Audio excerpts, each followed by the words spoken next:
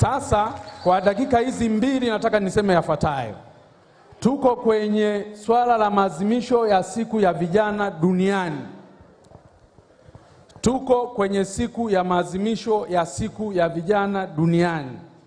Ukizungumza neno vijana, ndiyo taifa linategemea vijana katika ustawi wake, dunia inategemea vijana katika ustawi wake. Kwa hiyo unapozungumza maadhimisho ya vijana, unazungumza jambo kubwa sana kwenye taifa. Unazungumza jambo kubwa sana kwenye taifa. Kwa hiyo na wewe mwenyewe kijana mmoja mmoja ujue kwamba wewe ni jambo kubwa sana kwenye taifa na una wajibu mkubwa sana kwenye taifa. Sasa unapokuwa na wajibu mkubwa kwenye taifa, lazima ujiangalie una nini, una nyenzo gani mkononi mwako ya kukufanya wewe uwe jambo kubwa sana katika taifa lako. Una nini mkononi? Una nini kibindoni?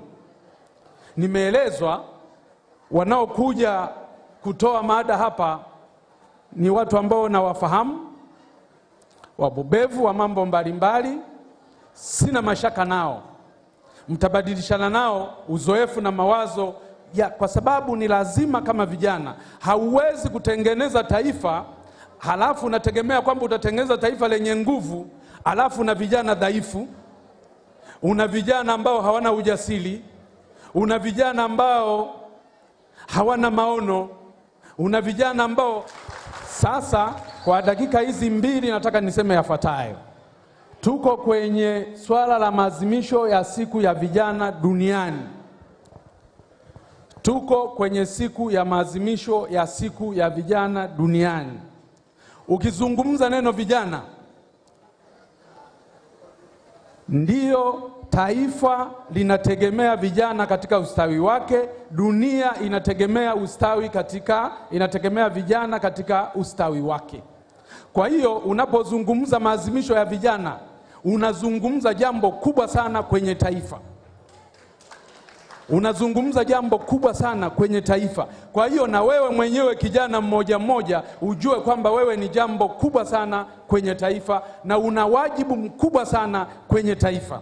Sasa unapokuwa na wajibu mkubwa kwenye taifa, lazima ujiangalie una nini, una nyenzo gani mkononi mwako ya kukufanya wewe uwe jambo kubwa sana katika taifa lako. Una nini mkononi? Una nini kibindoni? Nimeelezwa wanaokuja kutoa mada hapa ni watu ambao nawafahamu, wabobevu wa mambo mbalimbali. Sina mashaka nao, mtabadilishana nao uzoefu na mawazo kwa sababu ni lazima. Kama vijana, hauwezi kutengeneza taifa halafu unategemea kwamba utatengeneza taifa lenye nguvu halafu na vijana dhaifu. Una vijana ambao hawana ujasiri, una vijana ambao hawana maono, una vijana ambao hawana udhubutu, una vijana ambao ni machawa. Hauwezi kutengeneza taifa katika mazingira ya namna hii. Taifa lazima lijengwe na vijana wanaojitambua, lazima lijengwe na vijana ambao wako tayari, lijengwe na vijana ambao... The internet is full of travel hacks. Most of them are terrible. Na kipindoni wako tayari kuzitumia. Hiyo ndio umaana wa vijana, na ndipo swala zima la vijana linaweza kulisaidia taifa letu. Sasa tuna vijana wa ACT Wazalendo, ndio nayeongea nao sasa hivi, vijana wa chama chetu cha ACT Wazalendo. Viongozi watawaambia pia umuhimu wa kijana wa ACT Wazalendo anatakiwa awe vipi katika kuhakikisha kwamba ajenda za kitaifa zilizopo yeye hawi mtazamaji. Katika ajenda za kitaifa zilizopo yeye anashughulika nazo. Vijana watawaambia hayo. Sasa tuna swala la katiba mpya, msingi wa maendeleo ya vijana. Na mimi nakubaliana na nyinyi. Ni vijana ambao mmezaliwa kwenye karne ambao ni ngumu kidogo. Mmezaliwa katika kipindi ambacho ni kigumu, mna changamoto ya mambo mengi, mna changamoto kubwa ya kupata ajira, mnasoma mpaka level kubwa. Leo hii Tanzania mpaka hata mtu mwenye PhD hana ajira, kwa sababu ya uchumi unajengwa ambao hauzalishi ajira, kwa sababu ya maandalizi ya vijana ambao wanaandaliwa hawaivi kikamilifu kuweza kujiajiri wala kuajiriwa. Kwa hiyo mnayo kazi kubwa ambayo ni lazima sera za kitaifa zipate viongozi wa kweli wenye maono ya kweli, ambao watazitransform hizo sheria, ambazo watatransform hizo sera, ili kuliwezesha taifa hili na watu wake wote waweze kunufaika na uchumi wa nchi, waweze kunufaika na taifa lao. Sasa tunazungumzia katiba mpya, msingi wa maendeleo ya vijana. Sasa vijana wa ACT Wazalendo, jukumu lenu ni nini katika kuhakikisha katiba mpya inakuwepo? Jukumu lenu ni nini? Ni kuja kwenye kongamano tu kama hapa, mkapendeza, mkavaa, mkacheza mziki, halafu basi? Jukumu lenu ni nini katika kuhakikisha katiba mpya inapatikana? Na msisahau, mnapofanya kampeni za kupata katiba mpya, tuko kwenye serikali ya awamu ya 6 ambayo yenyewe kuvunja sheria inaona ni jambo la kawaida, kuvunja katiba ya nchi ni jambo la kawaida. Leo hii wavunja katiba ya nchi wala sio wananchi, ni serikali yenyewe ndiyo inaongoza katika kuvunja katiba ya nchi. Nimekuwa mbunge kwa miaka 20. Nimefanya kazi na Mkapa kidogo, akaja Kikwete, akaja Magufuli, tumekuja katika awamu hii. Sijawahi kushuhudia serikali inayovunja sheria kwa kiwango hicho. Sijawahi kuona serikali inayovunja katiba kwa kiwango hivyo, sijawahi kuona. Na hili sijawahi kuona rasilimali za umma zinakabidhiwa mikononi mwa watu mwenye kundi la watu wachache, zikauzwa, zikapigwa bei hadharani, kinyume cha sheria, kinyume cha katiba ya Jamhuri ya Muungano wa Tanzania. Sijawahi kuona. Sijawahi kuona mambo yanaendeshwa kinyume cha sheria hadharani, na hata kufanyika marekebisho yake hakuna. Sijawahi kuona. Kwa hiyo mna kazi kubwa ya kuhakikisha kwamba mnaipiga marufuku serikali ya awamu ya 6 kuvunja sheria za nchi, mnaipiga marufuku serikali ya awamu ya 6 kuuza rasilimali za taifa, mnaipiga marufuku serikali ya awamu ya 6 kuruhusu wizi, rushwa, ufisadi na ubadhirifu wa fedha za umma.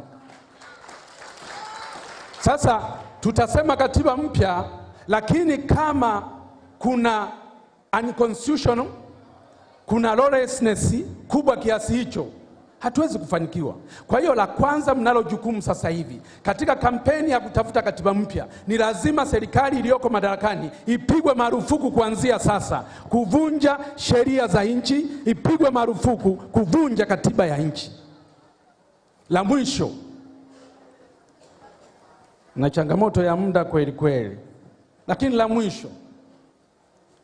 mwisho, mnaona chama chenu na safu ya chama chenu ilivyokamilika. Nataka niwaambie, kwanza nimefurahishwa sana na umati huu wa vijana mliokuja kusherehekea sherehe hii ya maadhimisho ya siku ya vijana duniani. Nimefurahi sana. Nafurahi sana. Lakini la pili, mmeona viongozi wote hawa kuwapata, kuanzia KC, makamu wote, mwenyekiti, katibu mkuu, nani, mpaka na sisi akina Mpina tumekuja. Manake ni kwamba tukio lenu hili limekubalika. Na niwahakikishie kwamba sisi viongozi wenu tuko imara na tuko tayari. Nilimsikia mgombea, nilimsikia alipokuwa kule Zanzibar, alikuwa anawaambia kwamba hawa wa vyama vingine waliishiwa power. Nilimsikia mtawala akisema hivyo, eti kule Zanzibar, eti akina Mpina na hawa akina Lissu waliishiwa power. Nataka niseme na nirudie tena, aliyeishiwa pawa ni yeye. Aliyekimbizana watu kuwapeleka mahabusu na kuwafungia kule wasigombee, aliyepelekea kuweka mapingamizi ya nguvu mahakamani tusishiriki uchaguzi. Niliwekewa pingamizi la kwanza, nikaenda kupangua kesi mahakamani. Nikawekewa pingamizi la pili tena na mwanasheria mkuu wa serikali, ambaye kwenye pingamizi la kwanza nimemaliza kumshinda kesi mahakamani, mahakama kuu. Sasa kama mwanasheria mkuu wa serikali aliniwekea pingamizi, maana yake ni kwamba ni yeye mwenyewe Samia Suluhu Hassan aliniwekea pingamizi.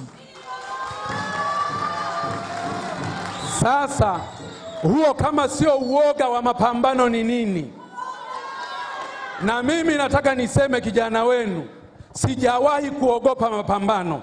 Kama wanafikiri, sijawahi kuogopa mapambano ya aina yoyote, asubuhi au usiku. Na kama wanafikiri kwamba labda ni kitu gani, wanasema tumeishiwa pawa, mimi tayari hata mechi ya urafiki mwema, sinatoka, kuna mechi zingine za urafiki mwema, za ujirani mwema au urafiki mwema, zinaitwaje? Friend match.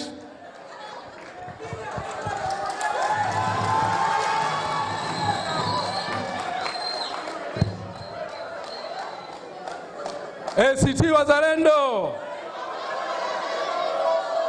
Nasema kama wale tume hawezi kuandaa uchaguzi mwingine haraka haraka, basi ufanyike hata zile mechi tu za kiurafiki zile, ili tuweze kuona nani aliishiwa pawa katika uchaguzi wa mwaka 2025.